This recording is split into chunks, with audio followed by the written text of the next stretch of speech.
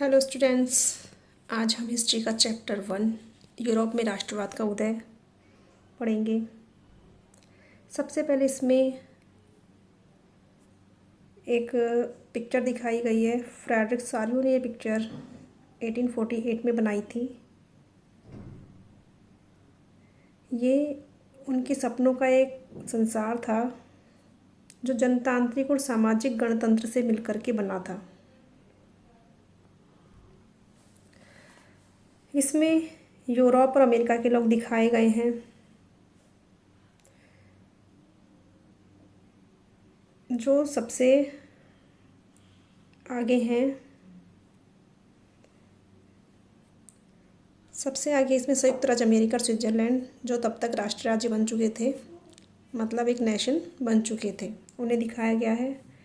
उसके बाद में उनके पीछे फ्रांस है जो अभी अभी स्टैच्यू ऑफ लिबर्टी के पास पहुंचा है।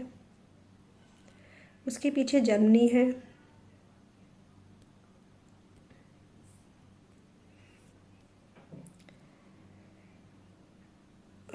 उसके बाद बाकी के राज्य जैसे ऑस्ट्रिया, दो सिसिलियों की राजशाही, Lombardy, Poland, England, Ireland, Hungary और रूस दिखाए गए हैं।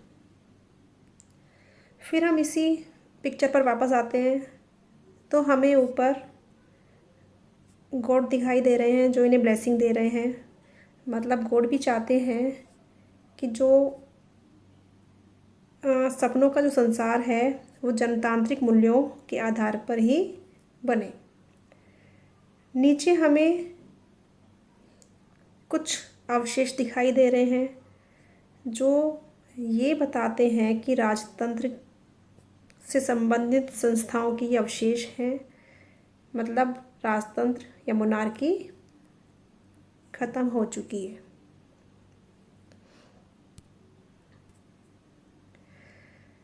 इसमें कई ऐसे विषय उठाए जाएंगे जिनकी काल्पनिक अभिव्यक्ति सारियो ने इस चित्र में की थी। 19वीं सदी के दौरान राष्ट्रवाद एक ऐसी ताकत बन के उभरा जिसने यूरोप की पॉलिटिकल और मेंटल स्टेट में परिवर्तन ला दिए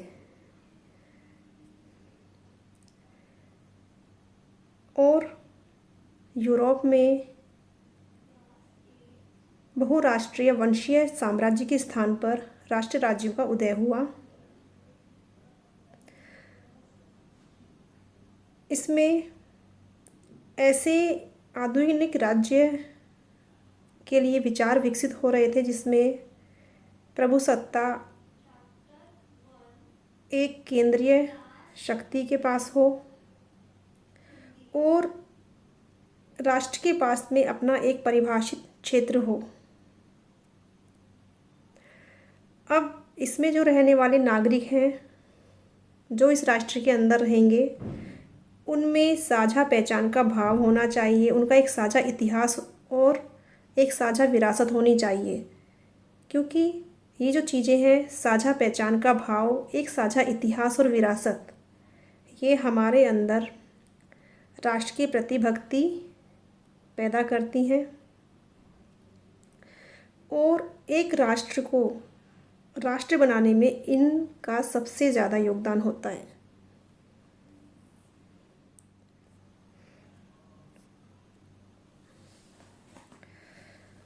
सबसे पहले जब हमें नेशंस के बारे में पढ़ना है कि कैसे राष्ट्र राज्य अस्तित्व में आए, उससे पहले हमें फ्रांस की क्रांति और राष्ट्र के विचार के बारे में जानना होगा, क्योंकि राष्ट्रवाद की पहला जो एक्सप्रेशन है वो 1789 की फ्रांस की क्रांति में ही दिखाई देता है। आपने क्लास 9th में पढ़ा था, फ्रांस एक ऐसा राज्य था जहाँ पे बोरबोन वंश के राजा का शासन था। फ्रांसीसी क्रांति में वहाँ पे राजनीतिक और संवैधानिक बदलाव हुए और जो सत्ता थी वो राजतंत्र से निकल के नागरिकों के समूह में हस्तांतरित हो गई। इस क्रांति ने यह घोषणा की कि अब लोगों के द्वारा राष्ट्र का गठन होगा और वो ही उसकी नियति तय करेंगे।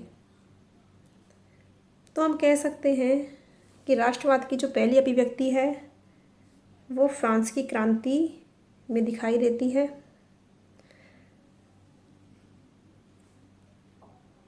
फ्रांस में शुरू से ही क्रांतिकारियों ने ऐसे कदम उठाए जिससे वहाँ के लोगों में एक सामूहिक पहचान की भावना पैदा हो। तो वो कौन से कदम हैं जो फ्रांस के लोगों में सामूहिक पहचान की भावना पैदा करते हैं? सबसे पहला, ला पैत्री और ले सिटियन जैसे विचारों पर बल दिया गया। ला पैत्रे मतलब कि फ्रांस में जो लोग हुए हैं, जो पैदा हुए हैं फ्रांस में, तो फ्रांस उनकी पितृभूमि है और वो वहाँ के नागरिक हैं। इस तरह की भावना लोगों के अंदर पैदा की। इसके बाद में द ट्राइकलर नाम का एक फ्रांसीसी झंडा चुना गया।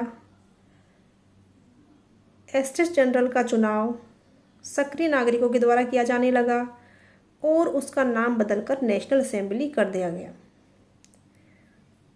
नई नई स्तुतियाँ रची गई, शपथें ली गई, शहीदों का गुणगान हुआ, एक केंद्रीय प्रशासनिक व्यवस्था लागू की गई, सभी नागरिकों के लिए एक जैसे कानून बनाए गए, जो आंतरिक आयात निर्यात शुल्क थे उन्हें समाप्त किया गया और भार नापने की एक जैसी व्यवस्था लागू की गई। जितनी भी क्षेत्रीय बोलियां थीं उनके स्थान पर फ्रेंच भाषा पर जोर दिया गया। क्रांतिकारियों ने यह घोषणा की कि फ्रांसीसी राष्ट्र का यह भाग्य और लक्ष्य है कि यूरोप के लोगों को निरंकुश शासकों से मुक्त कराए। तो हम यहाँ से जान सकते हैं कि जो फ्रांस में नेशनलिज्म का जो भाव आया वो बाकी यूरोप में भी पहुँचा। कहने का मतलब है कि अब फ्रांस यूरोप के दूसरे राष्ट्रों में भी राष्ट्र राज्य के गठन में मदद देगा। अब जो भी फ्रांस में हो रहा था, क्योंकि फ्रांस यूरोप का ही एक राज्य है, उसकी खबर यूरोप के दूसरे भागों में पहुंची। वहाँ पर भी फ्रांस की तरह जैकोबिन क्लब की स्थापना होने लगी। इससे उन स्थानों पर भी फ्रेंच सेनाओं के लिए एक रास्ता तैयार हुआ। फ्रेंच सेना हॉलैंड, बेल्जियम, स्विट्जरलैंड, इटली के बड़े इलाकों में घुसी। क्रांतिकारी युद्ध शुरू होने के साथ ही फ्रांसीसी सेनाएं राष्ट्रवाद के विचार को बाकी जगह भी ले जाने लगी। तो राष्ट्रवाद का जो विचार है वो फ्रांस की क्रांति से शुरू होता है और वहीं से यूरोप के बाकी के भागों में जाता है। इसके बाद हम नेपोलियन के बारे में जानेंगे। नेपोलियन एक तानाशाही शासक था। उसने, हालांकि वो तानाशाह था, पर उसने अनेक सुधारों की शुरुआत की जिन्हें फ्रांस में पहले ही वो शुरू कर चुका था। फ्रांस में राजतंत्र वापस लाकर उसने हालांकि प्रजातंत्र को नष्ट किया,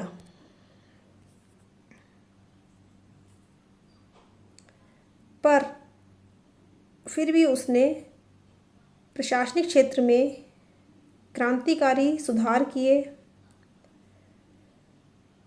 1804 में एक सिविल कोड आया जिसे नेपोलियन कोड के नाम से भी जाना जाता था।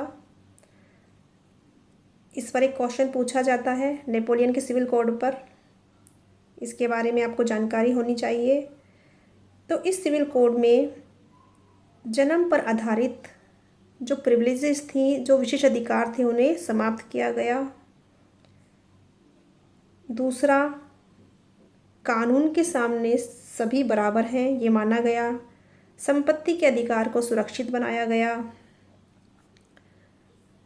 इस कोड को फ्रांस के अलावा फ्रांस के नियंत्रण में आने वाले क्षेत्रों पर भी लागू किया गया।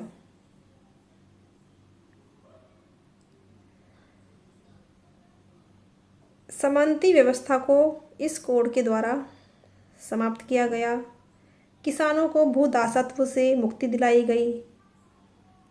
शहरों में कारीगरों की जो श्रेणी संघ थे उनके नियंत्रण को हटा दिया गया। यातायात और संचार व्यवस्थाओं को सुधारा गया।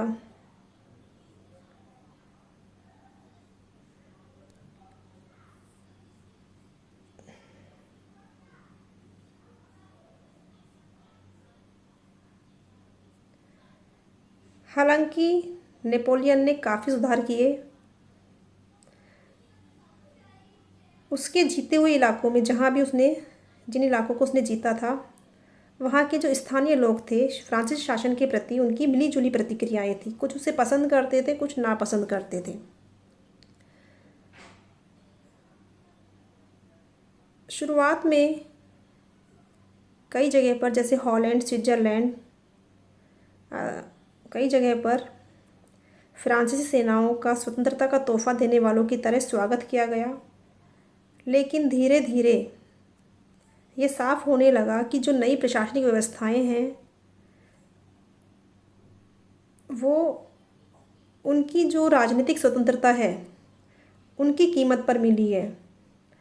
मतलब कि जो ये दूसरे राज्य थे वो अब स्वतंत्र नहीं थे, वो फ्रांस के अधीन थे, नेपोलियन के अधीन थे। इस बात को वो समझ गए थे। बढ़े हुए कर, सेंसरशिप और बाकी यूरोप को जीतने के लिए फ्रेंच सेना में जो जबरन सैनिकों की भर्ती हो रही थी, इसकी वजह से अब दूसरी जगह पर जहाँ भी फ्रांसीसी वर्चस्व था वहाँ फ़ायदे की जगह नुकसान ज़्यादा नज़र आने लगे।